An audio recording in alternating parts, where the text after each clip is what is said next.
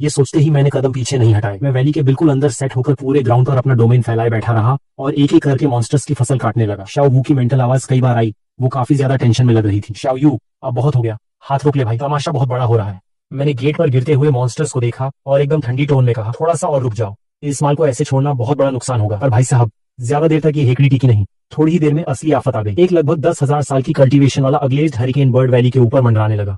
वो भी पक्का उसी खुशबू और खून की महक से खिंचा चला आया था। जब उसने आसमान से नीचे घासों को मॉन्स्टर्स का कत्लेआम करते देखा तो उसकी आंखों में इंसानों जैसी नफरत साफ दिखाई दी। अगले ही पल उसने अपनी चोंच खोली और उसके मुंह में एक चमचमाती हुई रंगीन आग का गोला बनने लगा। भाई, अगर वो आग नीचे गिर जाती तो बाहर की घासें पल भर में स्वाहा हो जाती। लेकिन इससे पहले कि वो हमला करता, अचानक उस आग के गोले का बैलेंस बिगड़ा और वो हवा में ही धड़ाम से ब्लास्ट हो गया। आग का वो शॉकवेव पानी की लहरों की तरह आसमान में फैल गया, जिसका सबसे ज्यादा झटका खुद उस चिड़िया को लगा। उसके पंख टेढ़े हुए और वो सीधे आसमान से नीचे आ गिरा। वो जमीन पर गिर भी नहीं पाया था कि वैली के अंदर से कई 10,000 साल पुरानी घासें एक साथ उठी। उनके मोटे मोटे तने रॉकेट की तरह आसमान में गए, खच खच की आवाज के साथ उसके आर पार हुए और उस अधमरे मॉन्स्टर को घसीटते हुए वैली के बिल्कुल अंदर ले आए। मैंने उसे अंदर खींचते देखा, पर इस बार दिल में कोई खुशी नहीं थी, क्योंकि बॉस, ये तो बस पहली 10,000 साल वाली आफत थी जो अंदर आई थी। आधा घंटा और बीता और ये दंगल अब अपने एंडिंग फेज में था। वैली के अंदर घुसने वाले मॉन्स्टर्स की गिनती तो कम हो रही थी, और सालों उनका कल्टीवेशन लेवल बढ़ता जा रहा था। बाहर की छोटी घासें अब इन 10,000 साल वाले मॉन्स्टर्स को रोक नहीं पा रही थी। देखते ही देखते 3 और भारी भरकम मॉन्स्टर्स वैली के अंदर तक घुस आए। शुक्र है मेरे आसपास जो वो दर्जन भर 10,000 साल पुरानी घासें थीं, वो लेवल की खूंखार थीं। उन्होंने तुरंत उनका काम तमाम कर दिया, पर मेरा दिमाग अब पूरी तरह सुन्न हो रहा था। पिंक लेडीज से लेकर इस नई आफत तक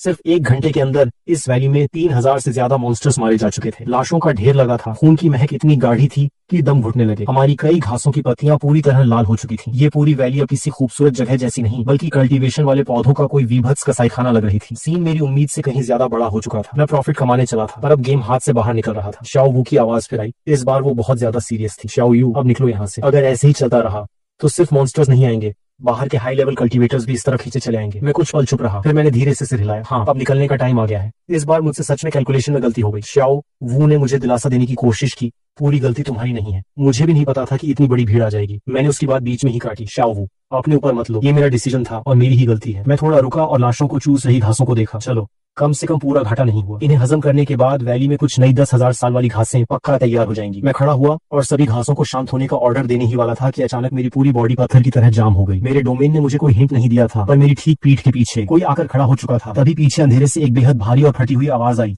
छोटे उस्ताद, ये जो अजीबोगरीब घासें हैं, ये सब तुमने उगाई हैं क्या? मैं बहुत धीरे से पीछे मुड़ा। परछाई से एक दुबला पतला लंबे कद का बूढ़ा बाहर आया। उसने एकदम सिंपल से कपड़े पहन रखे थे, पर उसके सिर के बाल एकदम भूतिया हरे थे, आंखें भी हरी थीं और उसका पूरा ऑरा ऐसा था जैसे कोई बूढ़ा सांप जहर के कुएं से बाहर निकल कर आया हो। भाई साहब, माथे से ठंडे पसीने की बूंद सीधे जमीन पर आ गई।